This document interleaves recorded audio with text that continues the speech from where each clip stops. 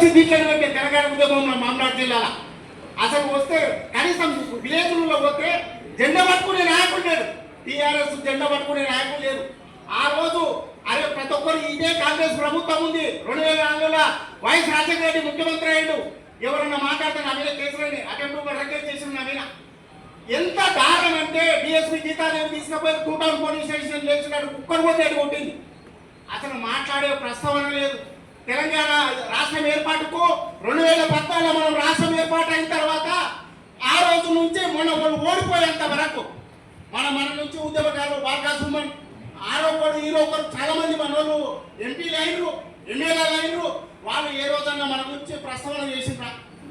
తెలంగాణ ఉద్యమకారుల గురించి ప్రస్తావన ఈ రోజు ఏం చెప్తారు? తెలంగాణ ఉద్యమంలో కేసులైన వాళ్ళకు మాత్రమే అంటే తిప్పి కొడితే మన జిల్లాలలో చాలా మంది పైన కేసులు కాలేదు. కొందరి పైన ముఖ్యులు మాట్లాడుతాడు, ముఖ్యుల పైన ఆడొకటి ఈడొకటి మీద కేసులు అయినాయి. ఈజీగా గుర్తించవచ్చు తెలంగాణ ఉద్యమకారులని. గుర్తించడానికి ఎందుకు ఇబ్బంది అవుతుంది? ఆ రోజు ఉద్యమంలో ఎవరెవరు పాల్గొన్నారనేది పోలీసులతోటి అప్ టు డేట్ మనల్ని ఉద్యమం చేస్తుంటే ఫోటోలు తీసిన ప్రతి ఫోటో ఉంది. వాస్తవంగా కూడా 250 గజాల ప్లాటు ఇస్తాడు. గవర్నమెంట్ స్థలాలు కూడా ప్రతి జిల్లాలో ఉన్నాయి. ప్రతి జిల్లాలో నువ్వు ఎక్కడ పోయినా కూడా గవర్నమెంట్ స్థలాలు ఉన్నాయి.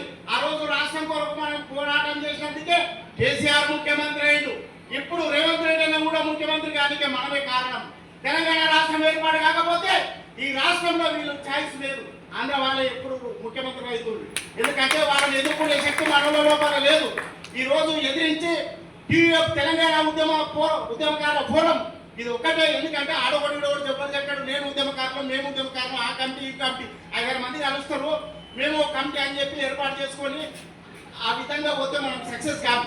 తెలంగాణ ఉద్యమాన్ని మనం ఏ విధంగా ఆ రోజు ఒక్కతోటి స్టార్ట్ అయింది. ఇదే కేసీఆర్ ఏమంటుండే, గాలిలో గడ్డేసి ఆవుల పార్లమెంట్గా పాలిస్తామే అంటుండే. ఓట్లేమో వాళ్ళకేస్తారు, మనం గెలవకపోతే మనం ఏం చేస్తాం, మన రాష్ట్రం ఎట్లా ఏర్పడతామని చెప్పి ఇదే కేసీఆర్ గారు ఎన్నోసార్లు మాట్లాడి లాస్ట్కు ముఖ్యమంత్రి కానీ ఎవరు చెప్పినా ఏం మాట్లాడినా అని చెప్పి ఈయననే విస్మరించారు. మొన్న ఓడిపోయిన తర్వాత మళ్ళా హరీష్ రావు వీళ్ళందరూ తెలంగాణ ఉద్యమకారులని గుర్తొస్తుంది. ఎందుకంటే మన ఉద్యమకారులంతా త్యాగశీలులు. పనులు వదిలిపెట్టుకొని మనం కొత్త గొప్ప ₹60 సంపాదిస్తే ఆ పైసలు కూడా ఖర్చు పెట్టుకొని వచ్చి ఉద్యమం చేసినాం. ఈరోజు ఇదే లీడర్లు మీటింగ్ పెట్టాలంటే ₹500 ₹1000 ఇచ్చి మీటింగ్ పెట్టుకుంటారు. ఆ రోజు మనం తెలంగాణ ఉద్యమం చేసినప్పుడు ఎవరితో ఆ పైసలు ఎవరితో ఈ కేసీఆర్ తోటి ఉండే ఎవరెవరు పైసలు పెట్టారు మా మామనాడు జిల్లాలో ఎవరెవరు పైసలు పెట్టారు నాకు తెలుసు. ఈరోజు మినిస్టర్లు అయ్యిండ్రు, ఎమ్మెల్యేలు అయ్యిండ్రు, వాళ్ళ దగ్గర వాళ్ళ పరిస్థితులు ఏంటనేది నాకు తెలుసు ఆ టైంలో.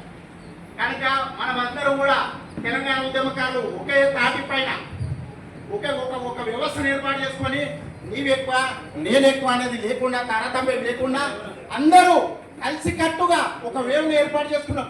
ఒక కమిటీని ఏర్పాటు చేసి ఏదైనా కూడా ఒక కమిటీ ఉంటేనే అది ముందుకు పోవడానికి వస్తుంది. కమిటీ లేకుంటే ప్రొఫెసర్ జయశంకర్ సార్ ఏం చెప్పిండు ఆ రోజు, ఒక వ్యవస్థ నిర్మాణం చేసుకొని పోతేనే మనం తెలంగాణ రాష్ట్రం సాధ్యమవుతుంది, లేకపోతే కాదని చెప్పిండు. కానీ దాన్ని విస్మరించి మనము ఉన్న ఇప్పుడు ఒక ముక్కుమడిగా ఒక 200-300 మంది మేము వాళ్ళకి జమైన ఈ జమైన వాళ్ళని వ్యవస్థీకృతం చేసి బలోపేతం చేసుకొని ఒకరొకరు ఖచ్చితంగా ఇస్తాడు రేవంత్ రెడ్డి అన్న. ఎందుకంటే నాకు నమ్మకం ఉంది, రేవంత్ రెడ్డి అన్న ఎందుకు ఇస్తాడంటే ఆయన తెలంగాణ ఉద్యమకారులకు మనం 250 గజాల ప్లాట్ ఇస్తేనే ఆయన స్థిరస్థాయిగా లేకపోతే ఆయన గ్యారెంటీ ఇచ్చిందంటే బస్సు ఉచితం పెట్టిండు. దాని నుంచి రాష్ట్రానికి ఎంత నష్టం జరుగుతుందనేది అందరికీ తెలుసు. ఏదైనా కూడా సాధ్యపడని మాటలు మాట్లాడి రాష్ట్రాన్ని అధోగతి పాలు చేసి ఇదే రేవంత్ రెడ్డి అయినా ఈ రోజు అయినా ముఖ్యమంత్రి కాకుండా కేసీఆర్ సారే ఉంటే ప్రైవేట్ సంస్థలు ఏర్పడి రాష్ట్రం అధోగతి పాలయ్యి శ్రీలంక లాగా అయిపోతుండే. మినిస్టర్లను ఎమ్మెల్యేలు ఉడిపించుకుంటే పరిస్థితి వస్తుంది. బాగా ఆలోచన చేసి ఈరోజు వచ్చింది, రాష్ట్రం వచ్చింది. రాష్ట్రంలో కొంచెం పాలన వ్యవస్థ అటు ఇటు ఉంది. ఖచ్చితంగా వైఎస్ రాజశేఖర రెడ్డి గెలిచినప్పుడు కూడా కాంగ్రెస్ ప్రభుత్వంలో ఇట్లే ఉంటుంది. ఎందుకంటే కాలుగుంజూరు వ్యవస్థ ఉంటుంది కాబట్టి మన ఉద్యమకాలం అంతా కూడా సంయమానం పాటించి ఖచ్చితంగా 250 గజాల ప్లాటు ఇవ్వకపోతే మాత్రం మనీ ఏ విధంగా తెలంగాణ ఉద్యమంలో ప్రతి మండలంలో దీక్షలు ఏ విధంగా శిబిరాలు వేసుకొని దీక్షలు చేసినామో అదే విధంగా జరుగుతుంది. నెక్స్ట్ మళ్ళా భవిష్యత్తు అనేది ఉంటుంది రేవంత్ రెడ్డి అన్న కనుక ఖచ్చితంగా జరుగుతుంది. మీరందరూ కూడా దయచేసి సంయమనం పాటిస్తూ ఏకతాటిగా మనమందరం కూడా ఎక్కడ మీటింగ్ పెట్టినా ప్రతి ఒక్కరు రావాలి, వచ్చి దీని కోరిక నెరవేర్చుకుందాం. ఎందుకంటే మనం మర్చిపోయినా కూడా మా తాత తెలంగాణ ఉద్యమం చేసిండ్రా పోయి అని చెప్పుకుంటాం. ఆ రోజు దేశం కొరకు మా నోట్లు పోరాటం చేస్తే ఈ రోజు వరకు కూడా ఒక తామర పత్రం ఇచ్చినందుకు పార్లమెంటు స్వాతంత్ర దినోత్సవం రోజు ఆగస్టు 15th రోజు కానీ 26 రోజు కానీ పిలిచి సన్మానం చేసి వాళ్ళకంటే ఒక గుర్తింపు ఏ విధంగా ఏర్పాటు చేసినారు. మన ఉద్యమకారులందరికీ కూడా ఖచ్చితంగా ఆ విధంగా గుర్తింపు ఏర్పాటు చేసుకోవాలంటే మనం ఖచ్చితంగా ఆ రోజు ఉద్యమం చేసినాం. ఈరోజు మన గుర్తింపు కొరకు కూడా పోరాటం చేయాలని మీ అందరికీ నా హృదయపూర్వకంగా కోరుకుంటూ జై తెలంగాణ.